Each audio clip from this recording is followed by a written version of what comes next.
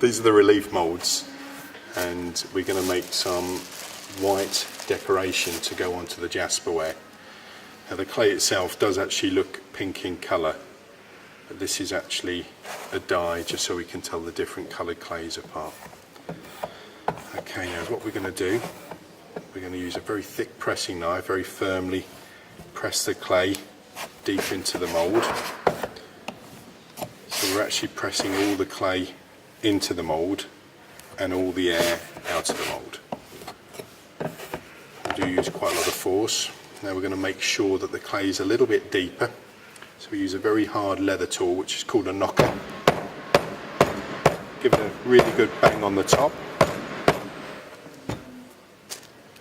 And now we're going to take away all of this waste surface clay. Just using a very sharp knife, very, very carefully, just shave away all of that surface waste clay. Now some of the moulds are made out of clay and some of the moulds are made out of plaster. The clay ones are much more durable, so we can make quite a few out of those, whereas the plaster ones probably only about a dozen or so pieces. Okay, now we're going to take the pieces out. Now you can actually see that they're actually stuck right in the mould. So we just use a very old, very, very simple method, little piece of cloth which is soaked in water.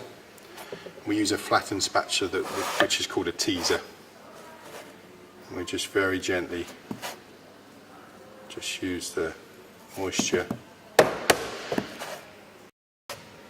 raise the clay out of the mould. When we turn it over, we get the classical relief. Very, very simple idea, very, very old craft, and all the pieces, very large ones, even very small jewellery size, all made exactly the same way.